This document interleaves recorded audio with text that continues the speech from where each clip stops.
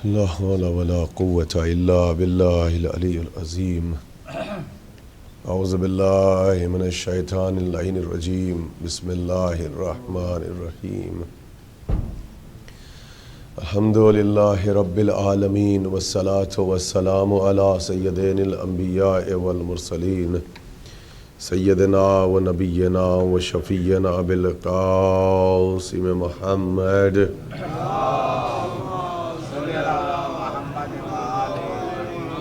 وآلہ طیبین الطاہرین المعصومین المظلومین المنتجبین. اما بعد فقد قال اللہ تعالی فی کتابہ المبین وہو اصدق الصادقین وقولہ الحق.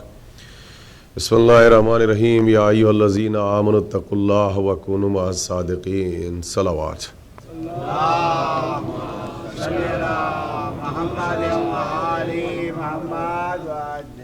حضرات، موضوع مجلس اذان عالیہ میں محفوظ ہوگا، جس کے سلسلے میں اپنے معروضات کو ثواباً اور تبرکاً اختصار کے ساتھ آپ حضرات کی خدمت میں بیان کرنے کی سعادت حاصل کر رہا ہوں.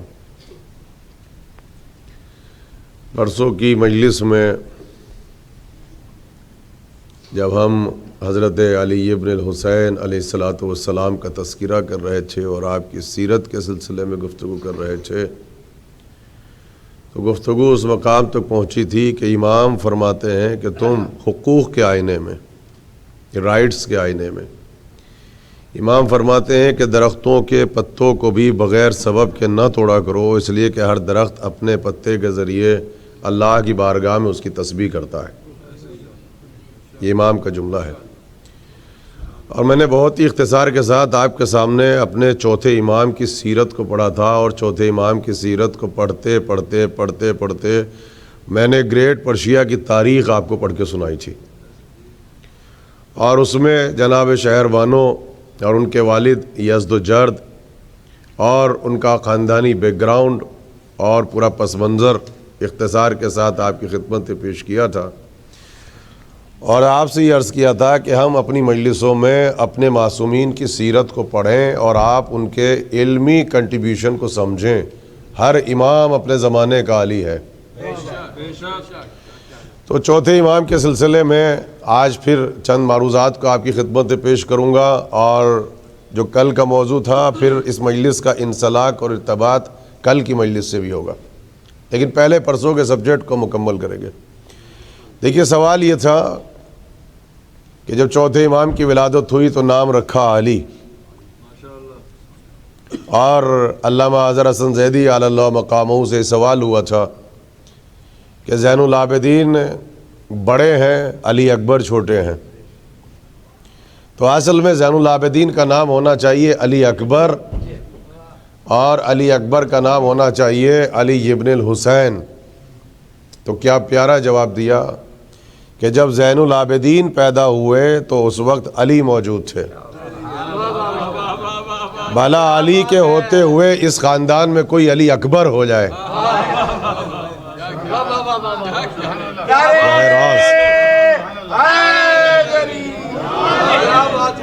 اور اس کے بعد زیدی صاحب یہ فرماتے ہیں کہ اب جب مولا علی کی شہادت ہو گئی اور حسین کے یہاں پر بیٹا پیدا ہوا، اس کا نام بھی ہے علی، مگر اب جو علی اکبر کہا تو اس کا سبب یہ تھا کہ حسین سب سے زیادہ اپنے نانا کو مس کیا کرتے تھے. تو کون سا بیٹا پیدا ہوا ہے جس کے متعلق معصوم کی دلیل حجت ہے؟ یہ بالکل اپنے زمانے کے پیغمبر سے شباہت رکھتا ہے، صورت میں، سیرت میں، رفتار میں، گفتار میں. جب خدا نے ایسا بیٹا دیا تو حسین نے کہا یہ ہے علی اکبر. یا علی یا علی.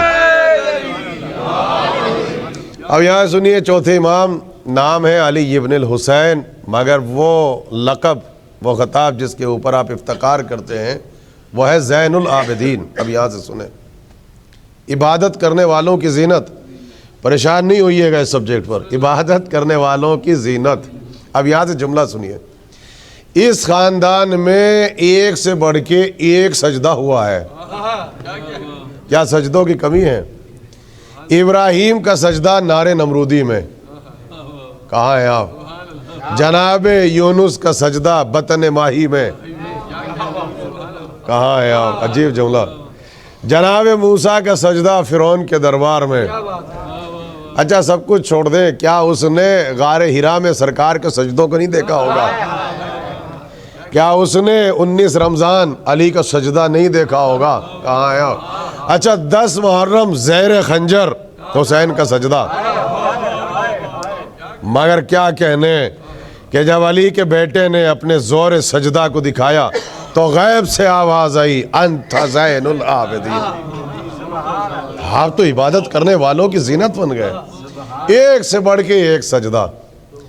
اچھا یہ آواز جو آئی ہے غیب سے آئی ہے, مس انڈرسٹینڈنگ ہے ہمارے برادران کے یہاں پر. دیکھیے ہمارے یہاں معصوم کو نام بھی اللہ کی طرف سے ملتا ہے, لوح محفوظ پہ نام لکھا ہوتا ہے. معصوم کا نام معصوم انتخاب نہیں کرتا, خدا کی طرف سے انتخاب ہوتا ہے. اور معصوم کو یہ جو لقب ملا ہے زین العابدین, یہ بھی اللہ کی طرف سے ملا ہے. اور وہ واقعہ آپ کے سامنے سے اشارہ کروں گا کہ امام سجدے میں ہے. دیکھیے آپ نماز کے بعد مصافحہ کرتے ہیں, یہ مصافحہ کیا ہے؟ آپ فاتح کی حیثیت سے باہر نکلتے ہیں. شیطان نے ہم کو روکا کہ مصلی پر نہ جائیں, ہم نے اس کو شکست دی, ہم مصلی پہ پہنچے, اسے شکست ملی, ہم جیت گئے. لیکن یہ آپ کہتے ہیں کہ وہ ہار گیا, ہم جیت گئے. شیطان نے کبھی نہیں کہا کہ میں ہارا تم جیتے.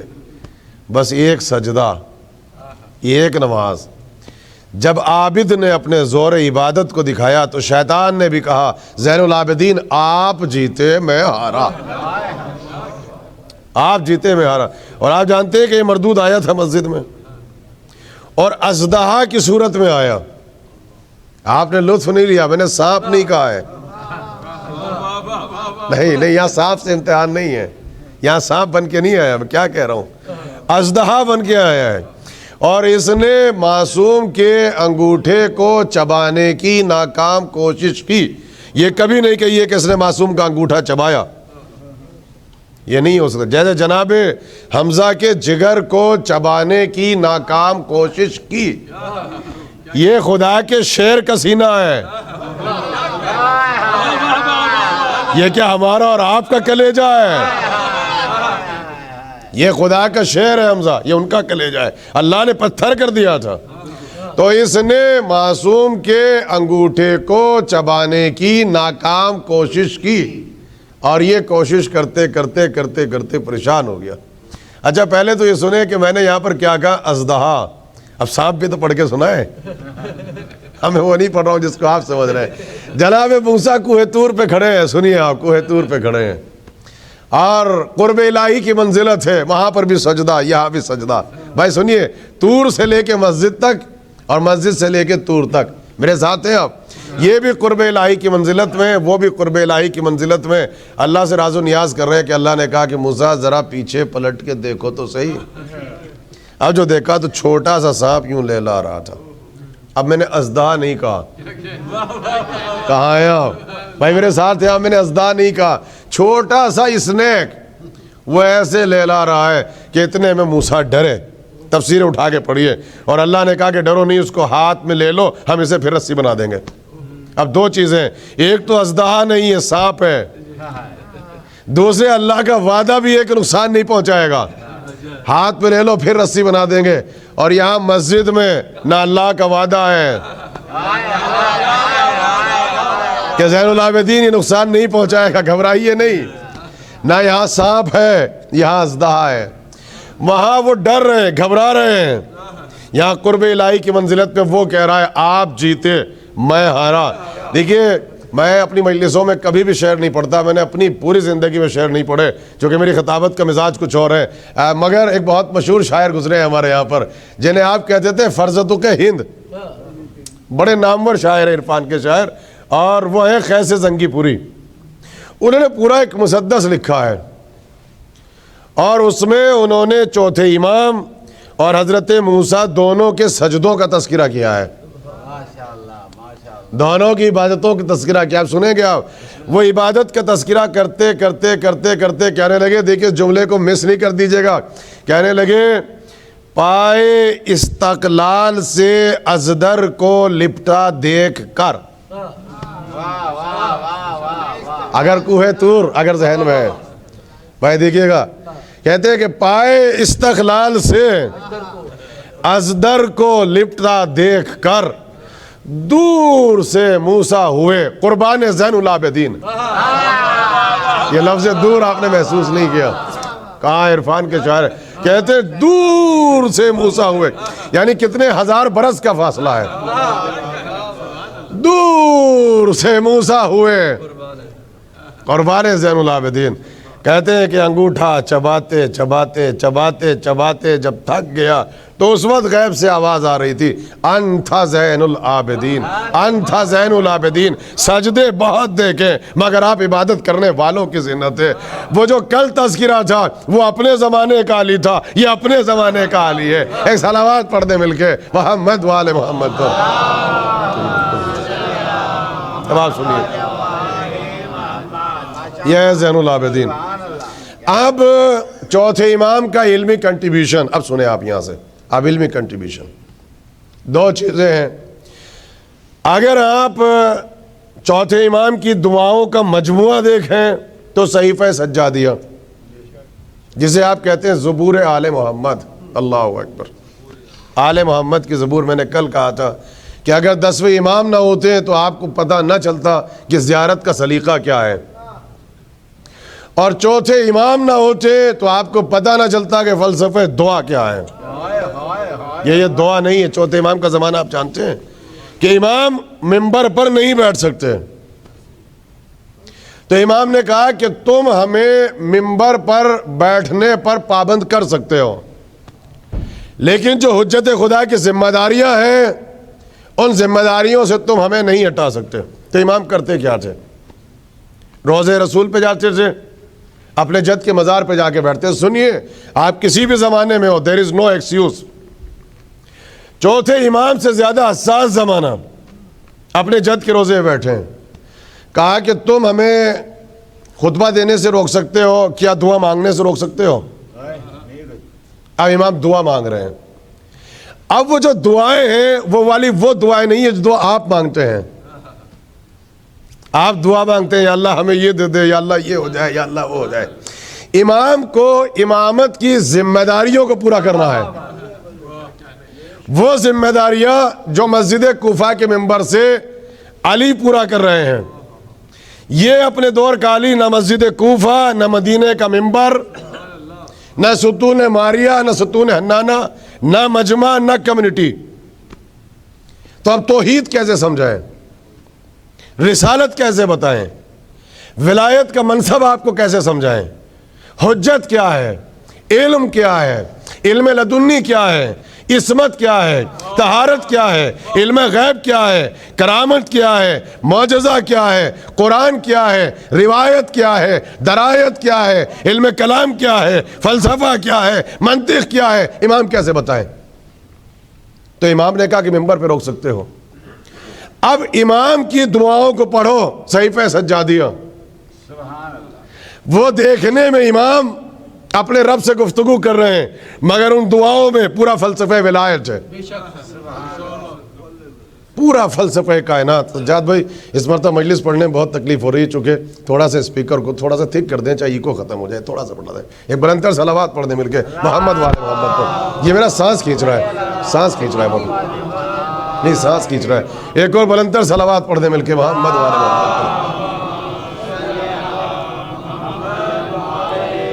آپ تک آواز آ رہی ہے لیکن مجھے بریک نہیں مل رہی ہے، کیا آواز ہے؟ بس بالکل بہتر۔ اب سنیے، تو امام نے جو دعائیں پڑھی ان دعاؤں میں فلسفہ کائنات ہے، اس میں فلسفہ توحید ہے، فلسفہ ولایت ہے، فلسفہ نماز ہے، فلسفہ عبادت ہے۔ اب امام کا دوسرا سب سے بڑا کنٹریبیوشن جس کی آپ کو اس ملک میں ضرورت ہے، آپ کے بچوں کی ضرورت ہے، امام کا سب سے بڑا علمی کنٹریبیوشن کیا ہے؟ یہ تو دعائیں ہیں، دعاؤں کے ذریعے امام توحید، نبوت، ولایت کو سمجھا رہے ہیں۔ اس کا نام ہے رسالت الحقوق۔ یہ امام کا، آپ کے چوتھے امام کا، میرے ساتھ ہیں آپ، یہ سب سے بڑا علمی کنٹریبیوشن رسالت الحقوق۔ آج یہ کتاب امام کی دنیا کی ہر بڑی زندہ لینگویج میں اس کتاب کا ترجمہ ہو چکا ہے، رسالت الحقوق۔ آج اگر کوئی نان مسلم یہ کہیں آپ سے آنے کے بعد کہ ہم مذہب آل محمد کو سمجھنا چاہتے ہیں، آپ ڈائریکٹ نہج البلاغہ اٹھا کے نہیں دے سکتے، وہ تو آپ کی سمجھ میں نہیں آتی ہے۔ تو کون سا ایسا خزانہ ہے کہ اگر آپ دیں اور اس کو یہ سمجھائیں کہ ولایت والا اسلام اور تھا، خلافت والا اسلام اور تھا، بنو امیہ کا اسلام اور ہے، آل محمد کا اسلام اور ہے، تو آپ کے پاس صرف ایک کتاب ہے جس کا نام ہے رسالۃ الحقوق، یہ آپ کے چوتھے امام کے لیٹرز ہیں، دا ٹریٹیز آف رائٹس۔ اس میں یہ امام کی کتاب نہیں ہے، یہ امام کے لیٹرز ہیں جس کو کمپائل کیا ہے، اور کمپائل کس نے کیا؟ حضرت ابو حمزہ صومالی، یہ امام کا نامور صحابی، نامور کمپینین اور امام کا شاگرد۔ دیکھیے ذرا معیار خطابت کے ساتھ ساتھ معیار منبر، میں کل تک پہنچوں گا جو آپ سننے کے عادی ہیں۔ یہ آپ کے چوتھے امام کا شاگرد، پانچویں امام کے اسٹوڈنٹ، آپ کے چھٹے امام کا اسٹوڈنٹ، صحابی بھی ہے اور شاگرد بھی ہے، ابو حمزہ صومالی۔ رمضان میں سحری کے وقت جو بہت سے افراد جو ہے دعائے سحر پڑھتے ہیں، یہ دعائے سحر کیا ہے؟ یہ بھی دعائے ابو حمزہ صومالی ہے، یہ آپ کے چوتھے امام کے شاگرد ہیں۔ انہوں نے امام کے تمام لیٹرز کو کمپائل کیا، اور یہ لیٹرز کون سے ہیں؟ مختلف علاقوں میں، مختلف شہروں میں، مختلف ممالک میں امام لیٹرز بھیجا کرتے تھے اپنے چاہنے والوں کے پاس۔ اس میں کچھ نہیں ہے اس کتاب میں، صرف رائٹس، حقوق۔ آج آپ جس ملک میں بیٹھے ہیں یہاں سب سے زیادہ جو گفتگو کی جا رہی ہے، جو ڈسکس کیا جا رہا ہے، وہ ہے ہیومن ویلیوز، ہیومن رائٹس، انسانوں کے حقوق، جانوروں کے حقوق، اینیملز رائٹس۔ آپ ان کو بتائیں تو صحیح کہ آپ ذرا ولایت والے اسلام کی اسٹڈی تو کریں۔ یہ جو آج آپ کا ویسٹرن ورلڈ اسلام سے ڈس اپوائنٹڈ نظر آ رہا ہے، اس کا سبب یہ ہے کہ ان کے سامنے خلافت والا اسلام ہے، ولایت والا اسلام نہیں ہے۔ ٹریٹیز آف رائٹس، رسالۃ الحقوق، آپ ان کو پڑھنے کو دیں۔ امام گفتگو کر رہے ہیں مائنورٹیز کے حقوق کیا ہیں۔ یہ جو حد تو یہ آپ کی جو زبان ہے، زبان کے حقوق کیا ہیں۔ یہ جو آپ آنکھوں سے دیکھتے ہیں، اللہ کے یہاں جو سوال ہوگا آپ کی آنکھوں کے حقوق کیا ہے، آپ کی آنکھ کا آپ پر کیا حق ہے، یہ اللہ کے سامنے آپ سے فریاد کرے گی، آپ سے کوشچن کرے گی۔ آپ کے کانوں کا حق کیا ہے، آپ کے شکم کا حق، زمینوں کے حقوق، درختوں کے حقوق، جانوروں کے حقوق، پھر والدین کے حقوق۔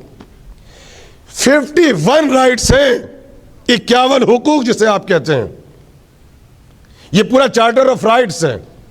اگر صرف رسالۃ الحقوق کو آج یونیورسٹی کے اندر ویسٹرن ورلڈ میں ایز اے سیلیبس داخل کر دیا جائے تو قسم خدا کی آپ کی ساری رسپانسبلٹیز جو ہیں آپ نے اپنی زندگی میں فلفل کر دی ہیں۔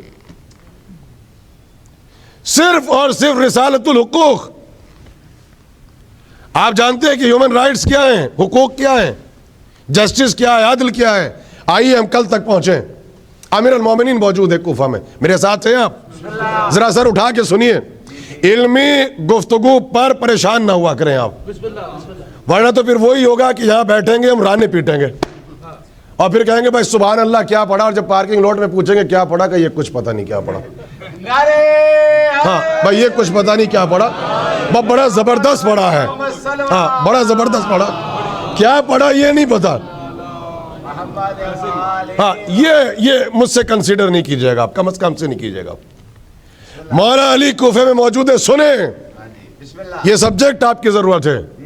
ایک شخص آ گیا آپ کے مولا کے پاس، آئیے اس مجلس کا انسلاک کل کی مجلس ہے، وہی رائٹس، کہنے لگے یا علی آپ ممبر کوفہ میں بیٹھ کے بار بار کہتے ہیں کہ پوچھ لو پوچھ لو پوچھ لو، اس سے پہلے کہ میں تمہارے درمیان سے اڑ جاؤں۔ اگر میں کسی ایسے شہر میں چلا جاؤں، ایسے ملک میں چلا جاؤں جہاں بالکل ظاہری مسلمان موجود نہیں ہے، میں نے اسلام نہیں کہا، کہاں ہے آپ، جہاں کوئی ظاہری علامت مسلمانوں کی موجود نہیں ہے۔ ظاہری علامت کیا ہے؟ حجاب، ٹھیک ہے، داڑھی، یہ لباس، مسجد، مینارہ، یہی تو ہو سکتا ہے ظاہری۔ مسجدوں سے اذان کا آنا، اس نے اسلام نہیں کہا، نہ اس نے مسلمان کہا، اس نے کہا کہ میں کسی ایسے ملک، ایسے شہر میں جا کے اچانک کھڑا ہو جاؤں جہاں کوئی ظاہری علامت مسلمانوں کی نہیں ہے۔ اب سنیے، آپ مجھے کیسے پتا چلے؟ اب سوال بدل دیا، یہاں اسلام ایگزسٹ کرتا ہے یا اسلام یہاں پر ایگزسٹ نہیں کرتا؟ اب مسلمان ایگزسٹ کرتا یا نہیں کرتا؟ ظاہری کوئی سائن، کوئی علامت مسلمانوں کی نہیں، مجھے کیسے پتا چلے وہاں اسلام پایا جاتا ہے یا اسلام نہیں پایا جاتا؟ سنیے باپ، مولانا نے سر اٹھایا اور مسکرائے، کہنے لگے اگر کسی ایسے ملک میں چلے جاؤ، ایسی قوم میں چلے جاؤ، ایسے شہر میں چلے جاؤ جہاں کوئی ظاہری علامت مسلمانوں کے جیسی نہ ہو تو تم وہاں پہ جا کے ایسے کھڑے ہو جانا اور سر اٹھا کے دیکھنا اور یہ دیکھنا کہ آیا وہاں پر جسٹس پایا جاتا ہے یا وہاں پر جسٹس نہیں پایا جاتا۔ اللہ اکبر، اہل علم بیٹھے میرے سامنے۔ کیا میں اس مجلس کو کسی دیہات میں جا کے پڑھوں، کسی گاؤں میں جا کے پڑھوں، جاہلوں کے درمیان جا کے پڑھوں؟ تم یہ جا کے دیکھو، کچھ نہیں کرنا، کھڑے ہو جانا تم وہاں پہ جا کر، کچھ نہیں بولنا، بس آبزرو کرنا، یہ دیکھنا کہ آیا یہاں پر جسٹس پایا جاتا ہے یا یہاں پر جسٹس، یہاں انسانی اقدار، ہیومن رائٹس، ہیومن ویلیوز پائے جاتے ہیں یا نہیں پائے جاتے؟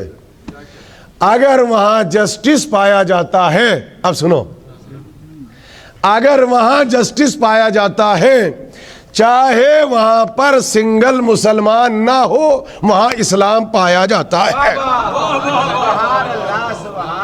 اسلام از ایگزسٹ، مسلمان از ناٹ ایگزسٹ۔ چاہے وہاں مسلمان موجود نہ ہو، اسلام وہیں پر میری جان پایا جاتا ہے۔ تعریف بدل دوں، تعریف بدل دیں۔ اب مولا نے کیا کہا؟ کہا لیکن اگر تم ایسے ملک میں چلے جاؤ جہاں سب مسلمان،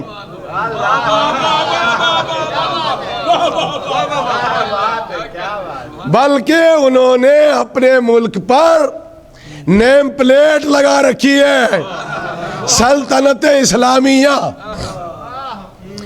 لیکن اگر وہاں پر جسٹس نہ پایا جائے، اگر وہاں پر عدل نہ پایا جائے، تو وہاں مسلمان ہو سکتے ہیں، وہاں محمد کا اسلام نہیں ہو سکتا۔ اب آپ دیکھ لیں، مولا نے مسلمان سے انکار نہیں کیا، وہاں مسلمان ہو سکتے ہیں، وہاں اسلام نہیں ہو سکتا، اور یہاں شاید مسلمان نہ ہو لیکن اگر جسٹس پایا جاتا ہے تو اسلام یہاں پر ایگزسٹ کرتا ہے۔ یہ ہے ولایت والا اسلام، ہیومن رائٹس، ویلیوز، رائٹس اور حقوق۔ اور آگے بڑھیں، اب سنیے، قسم خدا کی یہ سبجیکٹ آپ کے نوجوانوں کی، آپ کی یوتھ کی ضرورت ہے۔ روز کہتا ہوں مجھے دنیا کی کسی بھی یونیورسٹی میں لے جائیں، میں اگر وہاں ولایت والے اسلام کو پڑھ کے سناؤں، سارے اختلاف ختم ہو جائیں گے۔ یہ ساری ہیٹ اس لیے ہے کہ ان کے سامنے طالبان والا اسلام پیش کیا جا رہا ہے، ولایت والا اسلام نہیں ہے۔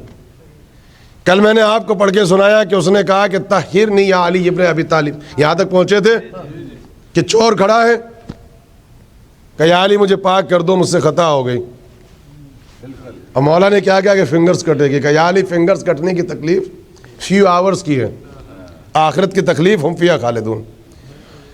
سوال یہ ہوتا ہے ہاؤ از دیٹ پاسبل، یہ کیسے ممکن ہے کہ انسان فنگرز کٹوانے کے لیے کسی کے دربار میں چلا جائے؟ یہ عقل میں بات نہیں آتی۔ انسان انگلیاں کٹوانے علی کے دربار میں چلا جائے، تو اس کی مثال تو آپ کے ہندوستان اور پاکستان میں رکھی ہوئی ہے. میری مثال کمزور نہیں پڑے گی. اکثر آپ نے دیکھا ہوگا کہ کرمنل سے کرائم ہوتا ہے ہمارے یہاں, تو جب اس کو اریسٹ کیا جاتا ہے تو آپ کیا کرتے ہیں؟ لوئر کو ہائر کرتے ہیں آپ, اور وہ آنے کے بعد کہہ دیتا ہے فیملی سے کہ چاہے میں جتنا زور لگا لوں سزائے موت ہوگی. ہاں اگر میں اپنی پوری کوشش کر دوں تو شاید سزائے موت عمر قید میں تبدیل ہو جائے. میں یہ دفعہ نہ لگاؤں, یہ دفعہ لگوا دوں. اب بڑے بڑے لائرز کو خرید رہے ہیں آپ, اب پورا جیوریز کا سسٹم لا کے آپ نے بٹھا دیا کہ کیسے بھی ہو بندہ بچاؤ. کہاں بیٹھے ہیں آپ اہل ہند و پاکستان بیٹھے ہیں, آپ نہیں سمجھیں گے تو کون سمجھے گا؟ یہی ہو رہا ہے. میں حالات کو پڑھ کے سنا رہا ہوں. یہاں تک کہ اگر کوئی لائر آپ کے پاس آ جائے کہے کہ دیکھو بھائی کرائم کیا ہے, سب آئی وٹنس سے کیمرے لگے ہوئے, ہائی پروفائل کیس ہے, سزا تو ہوگی, بچا نہیں سکتے. دعا کرو مسجدوں میں بیٹھ کر کہ میں اپنی کوششوں سے جب کیس کو فائٹ کروں تو یہ دفعہ نہ لگے, یہ دفعہ لگ جائے. کہا سرکار اس میں کیا ہوگا؟ کہا اس میں ہے سزائے موت, اور اگر یہ دفعہ لگ گئی تو ہو سکتا ہے کہ 10 سال کی قید ملے اور پھر اس کو آزادی مل جائے. اب پوری فیملی مسلح پہ بیٹھی ہے, یا اللہ 10 سال کی سزا دے دے. یہ عجیب دعا, پہلی مرتبہ ہم نے دعا سنی ہے قید کی. ارے کہاں بیٹھے ہیں آپ؟ جس کو دیکھو مولوی صاحب دعا کریں, ہم نے کہا کہیں کی, کہا نہیں سمپل سی دعا ہے 10 سال کی قید ہو جائے. میں نے کہا پاگل ہو گئے, قید کی دعا کر رہے ہو؟ کہا آپ کو پتہ ہی نہیں, اگر یہ دعا نہ کی تو عمر قید ہے. اب وہاں پر جوریز کا پورا نظام بیٹھا ہوا ہے, جو لائر ہے وہ کیس کو فائٹ کر رہا ہے, اور آخر میں وہ جیت گیا, اور جج نے کہا کہ دفعہ یہ لگے گی, 10 سال کی قید ہے. اب جو ہم نے دیکھا تو پورے خاندان میں مٹھائیاں بٹ رہی ہیں, پورے محلے میں مٹھائیاں بٹ رہی ہیں. ہم نے کہا یہ کیا ہو رہا ہے, کوئی خوشی ہے؟ وہ بری ہو گئے, کہا 10 سال کی سزا ہوئی ہے. ہم نے کہا پاگل ہو گئے, آپ کا فیملی ممبر پریزن میں جا رہا ہے 10 سال کے لیے, آپ مٹھائیاں بانٹ رہے ہیں. کہا آپ کو نہیں پتا بڑی سزا سے بچنے کے لیے نہیں پہنچ رہے آپ, چھوٹی سزا کی تمنا کرنا یہ انسان کی فطرت ہے. اب سمجھ میں آیا وہ جو مجرم علی کی بارگاہ میں فنگر کٹوانے آتے تھے وہ جہنم کی آگ سے بچنے کے لیے دنیا کے عذاب کو قبول کرتے تھے.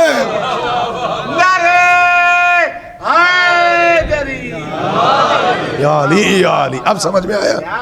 یہ جو ہمارے بچوں میں سوال پیدا ہوتا ہے کہ صاحب ہاؤز دیٹ پاسبل کہ کوئی علی کے دربار میں فنگرز کٹوانے چلا جائے, تو آپ نے دیکھا تو یہ مرد آیا, کہا مجھ سے خطا ہو گئی, کہا فنگرز کٹیں گی. آپ سنیں دوسرے دن پھر بیٹھے ہوئے جوتی کو درست کر رہے ہیں. بہت وقت نہیں ہے چونکہ ماتمی بیٹھے ہیں, ماتم بھی ہوگا, بالکل وقت معین میں اتروں گا. میرے ساتھ ہیں آپ. اب آنے والا مرد نہیں ہے, اب عورت کھڑی ہے.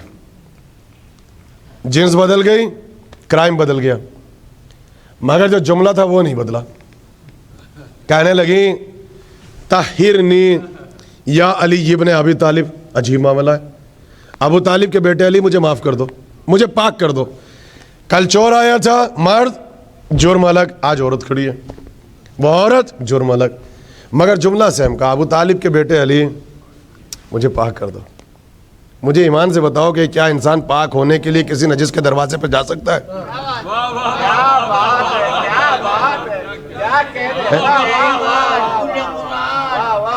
جا سکتا ہے؟ انسان اسی کے دروازے پہ جائے گا جو صاحب آئے تطہیر ہو, ورنہ اس سے پہلے 3 خلافتیں گزری, مجھے کوئی ایک واقعہ لا کے دکھا دو کہ مجرم گیا ہو کہ مجھے پاک کر دو. ہاں یہ تو ملتا ہے سرکار کہ مجرم کو پکڑا ہے انہوں نے اور کہا کہ تم نے شراب پی ہے سزا ملے گی. کام اس سے زیادہ نہیں, بس کہا کہ سزا کیا کوڑے لگے گا؟ کہا لگا لو بسم اللہ. اب جو چلے اعلیٰ حضرت تو کہنے لگے مگر شرط یہ سزا وہ دے جس نے زندہ.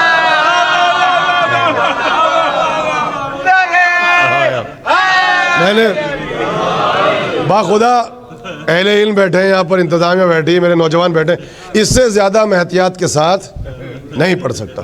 آپ نے دیکھا تو آ سکتا ہے کوئی کسی کے دربار میں، یہ اسی کے پاس آئے گا جو صاحب آیت تطہیر ہو. مگر کمال یہ قسم خدا کی، جب مجرم آتا تھا جب تک ثابت نہ ہو جائے علی سر اٹھا کے اس کا چہرہ نہیں دیکھتے تھے. چہرہ نہیں دیکھا، مجرم کھڑا ہے، اچھا یہ تو پھر عورت تھی. علی نے بے ساختہ جواب دیا واپس جاؤ، کم بیک آفٹر 9 months. اللہ اکبر. نہ پوچھا کیا ہوا، نہ سر اٹھایا. اب یہ وہ مسئلہ مجھے وضاحت کی ضرورت اب نہیں ہے. کم بیک آفٹر 9 months اور چلی گئی. مگر کیا تھا تصور پروردگار، تم جو کچھ کر رہے ہو تمہارا رب اس کو دیکھ رہا ہے. یہ پہلا خطبہ تھا نا مسجد کوفہ کا. اب وہ چلی گئی، وہاں جو صحابہ بیٹھے ہوئے تھے وہ سرٹیفائیڈ تھے. وہ کہنے لگے یا علی اس کا نام پوچھ لو، ایڈریس لکھ لو. کہنے لگے نہ نام پوچھنا، نہ ایڈریس پوچھنا، نہ قبیلہ. کہا کیوں؟ کہا جو طاقت اس کو آج لے کر آئی ہے. نہیں پہنچ رہے آپ. نظام سمجھو ولایت کا، تصور توحید، وہی اس کو 9 months کے بعد لائے گی. اسے لشکر پولیس انٹیلیجنس نہیں لائی، اس کا نام ہے کانسیپٹ آف گاڈ. اب پھر کھڑی ہے وہ بھی عجیب عورت، 9 months کے بعد آگے کھڑی ہو گئی. ابو طالب کے بیٹے پاک کر دو. اب جو دیکھا چھوٹا سا بچہ کا واپس جاؤ، بچے کو غذا کی ضرورت ہے. Go back, go back. کیوں نہیں پڑھتے آپ اس نظام کو؟ صرف اور صرف یہاں کی یونیورسٹی میں پڑھا جا رہا ہے کہ آپ سنسار کرتے ہیں اور اسٹنٹس مارتے ہیں اور فنگرز کاٹتے ہیں. اور بھئی کہاں لکھا ہے؟ پورا اسلام پڑھ کے سناؤ ولایت کا، یہ سبجیکٹ پڑھ کے سناؤ آپ. اب علی نے اس کی فنگرز کاٹی. مولا نے کیا کہا تھا سنو، 3 جملے کہے تھے. جب فنگرز کٹے اب شرمندہ ہو کے کوفے میں نہیں ٹہلنا کہ تم مجرم ہے. تجھے پاک خدا کے بنائے ہوئے امام نے کیا ہے. Be proud, be proud. ایسے چلنا تو پاک ہو چکا ہے. اسٹیٹ کے دروازے پر ڈاکٹر بیٹھے گا، بینڈیج ہوگی پرووائڈڈ بائی اسٹیٹ. جتنا خون زمین پہ گرا جب تک زخم ہیل نہ ہو جائے کھانے پینے کا خرچہ ملے گا پرووائڈڈ بائی اسٹیٹ. اور عجب نہیں مولا نے کہا ہو کہ اگر پانی کا مشکیزہ اٹھانے کی طاقت تیرے ہاتھوں میں نہ رہے تو پھر علی کوفے میں کیوں آیا ہے؟ میں مشکیزے میں پانی بھر کے بھی تیرے دھر تک پہنچا دوں گا. یہ ہے نظام ولایت. وہ جو کوفے میں گیا تو خون چل رہا تھا، پٹی بندھی ہوئی تھی، اور بار بار کہہ رہا تھا آؤ میں تمہیں ایسا امام دکھاؤں، تمہیں ایسا حاکم بتاؤں جو دنیا میں جہنم کی آگ سے بچا کے جنت کی بشارت دیتا ہے. اب اس لیے میں نے آپ کو زحمت دی تھی. میرا نچوڑ سنیے باپ. وہ جو صحابہ بیٹھے ہوئے تھے وہ کہنے لگے کیا کر رہا ہے تو علی کے فضائل پڑھ رہا ہے کوفے میں. کہاں؟ کہا بے وقوف تو احمق ہے، اگر فضائل پڑھنے تھے تو آدھے گھنٹے پہلے پڑھ دیتا. ہو سکتا ہے کہ علی ہاتھ نہ کاٹتے. کہاں ہے آپ بھائی؟ اچھا ان کی بھی غلطی نہیں ہے، یہ خلافتوں کی منزلوں سے بھائی یہ سلطہ تھا نا. کہا کہ آدھے گھنٹے پہلے فضائل پڑھ دیتا، تیری انگلیاں نہ کٹتی، علی خوش ہو جاتے. اب کیا فائدہ ہے فضائل پڑھنے کا یہاں پر؟ اب اس کا جواب سنیے قسم خدا کی. کہا کہ بزم علی میں بیٹھتے ہو، مانتے ہو معرفت نہیں ہے، نہ یہی تو کرتے ہو مولا مولا. بزم میں بیٹھتے ہو، کمپینین ہو، صحابی ہو، میں جاہل ہوں، میں تمہارے پاس معرفت نہیں. کہا کیوں؟ کہا تم نے جملہ نہیں سنا جب میں علی کی بارگاہ میں پہنچا میں نجس تھا.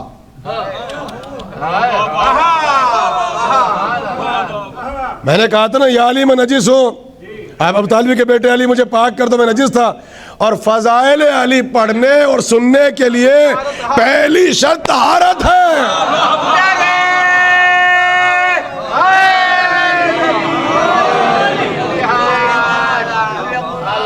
یا علی یا علی یا علی. فضائل علی پڑھنے اور سننے دونوں کے لیے جو شرط ہے وہ طہارت ہے. اب مجھے جو نہیں پڑھتے ان پہ اعتراض ہی نہیں, میرا جھگڑا آپ سے ہے. آپ جانتے ہیں کہ میرا بالکل الگ معاملہ ہے. آپ جو آگے کمپلین کرتے ہیں مولانا صاحب وہ فضائل نہیں پڑھتا, وہ ولایت نہیں پڑھتا, ولایت نہیں, بھائی وہ کیسے پڑھے گا؟ فضائل علی پڑھنے کے لیے پہلی شرط طہارت لسان ہے.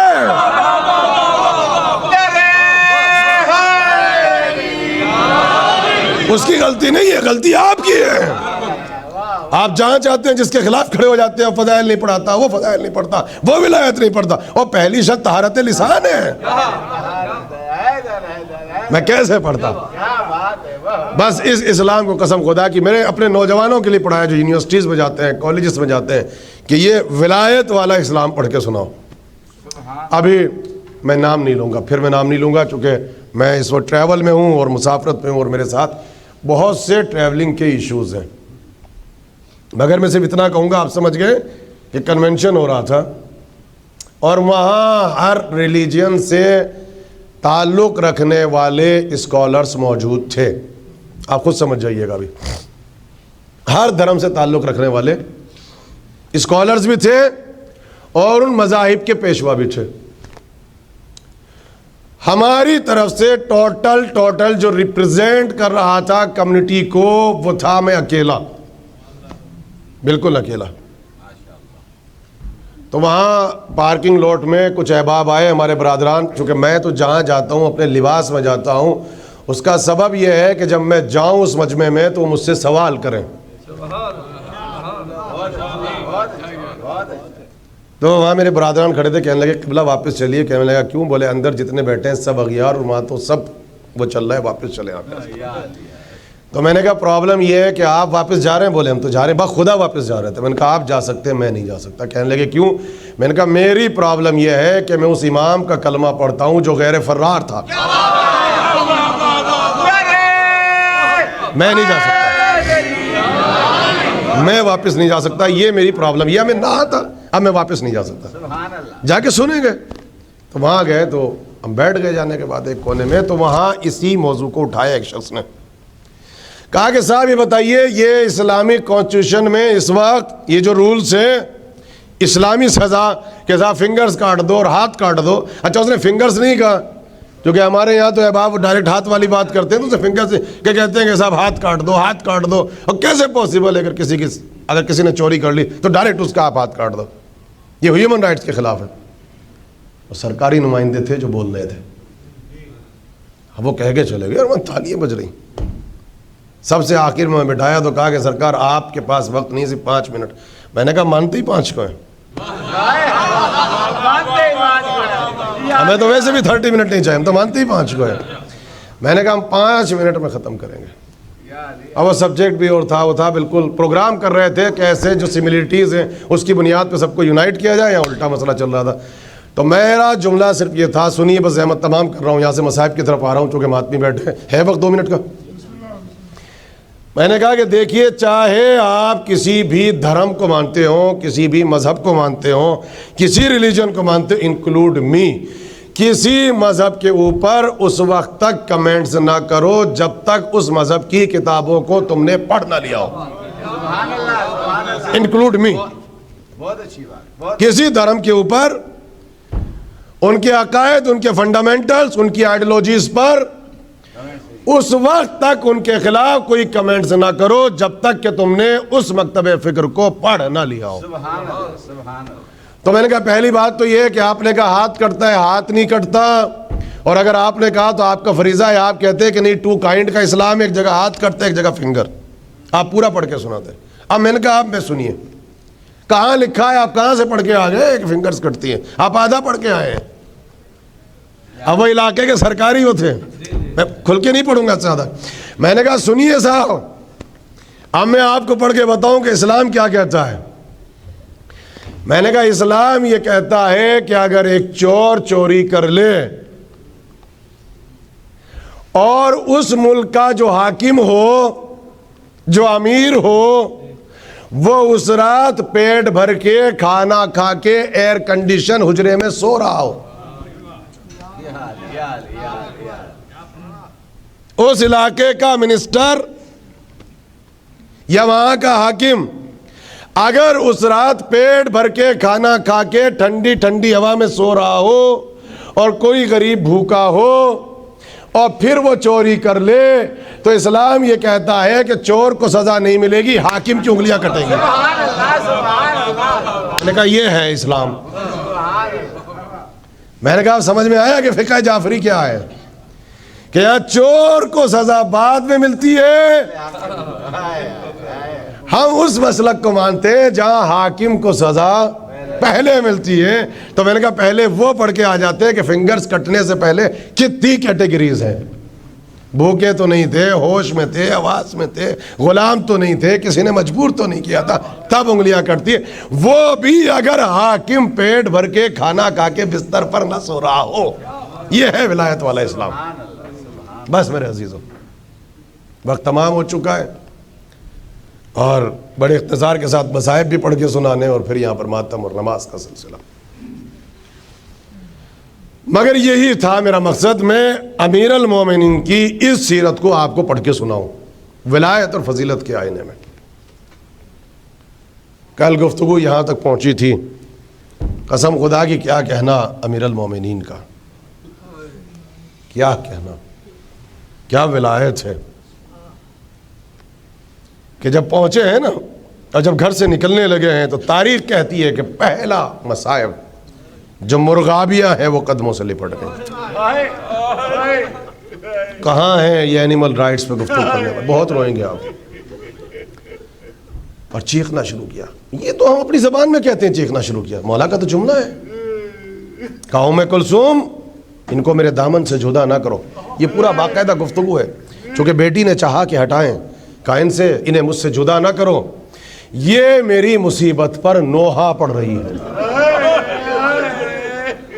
ابھی آپ نوحہ پڑھنے آئے ہیں نا، بڑی فضیلت ہے ماتمیوں کی، بڑا مرتبہ ہے آپ کا، قسم خدا کی۔ یہ جو آپ رو رہے ہیں، جو آپ کا مرتبہ ہے، آپ کا مرتبہ مجھ سے زیادہ ہے، قسم خدا کی۔ میں بیٹھ کے آپ کے چہروں کی زیارت کرتا ہوں، یہ سب آپ کی جوتیوں کا صدقہ ہے جو کچھ ممبر پہ بیٹھ کے بول رہا ہوں۔ اللہ اکبر، رونے میں شرم نہیں کیجیے گا، آج شیعت یتیم ہو گئی۔ جب چلے تو مڑ کے دیکھا بڑی حسرت سے بیٹی کو، کہنے لگے ام کلثوم ایسا لگ رہا ہے کہ تمہارے گھر کا گوشہ گوشہ در و دیوار میری غربت پہ رو رہے ہیں۔ اللہ اکبر۔ مسجد کوفہ میں پہنچے، پہلا سجدہ تمام ہوا، سر پہ ضربت وہ لگی قسم خدا کی، 1000 درہم کا وہ زہر تھا کہ اگر اس کا ایک قطرہ کسی ریور میں ڈال دیا جائے تو سارے جانور مر جائے۔ اس سے زہر میں اس تلوار کو بجھایا گیا اور لکھنے والوں نے لکھا کہ تلوار کا ایسی کاری زر ماری علی کے سر پر کہ سر کو کاٹتی ہوئی پیشانی تک آ گئی، پیشانی تک آ گئی، اور ایک مرتبہ آواز بلند ہوئی، آگاہ ہو جاؤ ارکان ہدایت ٹوٹ گئے، رسیمان ہدایت ٹوٹ گئے، پاسبان حرم کو مار ڈالا، محمد مصطفیٰ کے بھائی کو مار ڈالا، برادر رسول ہمسر بدور مارے گئے۔ آواز آئی قد قتل الامیر المومنین، امیر المومنین قتل ہو گئے۔ کہتے ہیں کہ علی ایک مرتبہ مسلح پہ گرے، اب بلند آواز سے کہا فزت برب الکعبہ، پروردگار گواہ رہنا رب کعبہ کی قسم علی کامیاب ہو گیا۔ علی مسلح پہ گرے، علی کے بیٹے موجود، علی کے بھتیجے موجود، حضرت عقیل کے بیٹے موجود ہیں، جعفر طیار کے موجود ہیں، امیر المومنین کے 17 بیٹے موجود ہیں، سب مدد کو آگے بڑھے۔ میں کہوں گا مولا وقت مصیبت ہے، مگر جب وقت مصیبت آیا آپ کے بیٹے آپ کی مدد کو آگے بڑھے۔ ہائے کربلا کا غریب حسین، ایک بیٹا مگر غش میں پڑا ہے۔ کہتے ہیں کہ جب بیٹوں نے ماتم کرنا شروع کیا، بس ایک قدم آگے بڑھوں گا اور اس کے بعد کل مسائے مجھے شہادت پڑھنی ہے، کہنے لگے بیٹا حسن وقت نماز آ چکا ہے، بس ایک قدم آگے بڑھوں گا، بیٹا پہلے نماز پڑھاؤ کہیں نماز کا وقت نہ گزر جائے۔ میں کہوں گا شاید حسن مجتبیٰ کی زندگی کی سب سے سخت نماز ہوگی، جہاں باپ خاک کو خون میں ایڑیاں رگڑ رہا تھا، اور علی زندگی میں پہلی مرتبہ بیٹھ کے نماز پڑھ رہے تھے۔ اللہ اکبر اللہ۔ میرے سامنے شعراء بیٹھے ہیں، مرثیہ خان بیٹھے ہیں، نوئے خان بیٹھے ہیں، قسم خدا کی گھر تک روتے ہوئے جاؤ گے۔ میری زبان میں ضعف ہو سکتا ہے، تمہاری محبتوں میں ضعف نہیں ہے۔ ایسے رو جیسے آج عباس رویا ہے۔ نماز پڑھائی، جملہ سنو گے، مولا حسن کا جملہ ہے، قسم خدا کی، کسی خطیب کا جملہ نہیں ہے، جو جوان بیٹھے ہو سنیں۔ کہا جب نماز تمام ہوئی، خدا کسی بیٹے کو یہ منظر نہ دکھائے۔ کہا اب جو میں نے مڑ کے دیکھا تو بابا کی تکلیف کا عالم یہ تھا کہ مٹی کو اٹھا رہے تھے اور زخموں پہ ڈال رہے تھے اور کہتے تھے ہاں آ آ۔ تکلیف کا عالم یہ امیر المومنین کرا رہے۔ کہا میں نے اپنے بابا کو دیکھا، اپنے بابا کو دیکھا۔ میڈیا والے افراد موجود ہیں، میڈیا سے گفتگو ڈائریکٹ نشر ہو رہی ہے۔ کہا میں نے دیکھا مٹی اٹھا اٹھا کے زخموں پہ ڈال رہے تھے اور رو رہے تھے، اور کہا زخموں میں چور ہو چکے تھے۔ کہا مگر جیسے ہی مجھے روتے ہوئے دیکھا تو کہا حسن رونا نہیں، صبر سے کام لو، حوصلے سے کام لو۔ کہا اتنے میں ایک شہزادے کی آواز بلند ہوئی۔ وہ شہزادہ کون؟ حسین، غریب زہرا، فاطمہ کا لاڈلا حسین۔ بس کہتے ہیں حسین سے کچھ نہیں کہا، آہستہ سے قریب بلایا اور ایک جملہ کہا، حسین سب روئیں گے تم نہ رونا، بیٹا سب روئیں گے تم نہ رونا، اس لیے تمہارا رونا تمہاری ماں فاطمہ کو بھی گوارا نہیں تھا۔ تم نہ رونا، تمہارا رونا تمہاری ماں کو، تمہارے نانا کو گوارا نہیں تھا۔ بس عزادارو، میں کہوں گا مولا آپ کو اپنے بیٹوں کا رونا گوارا نہیں۔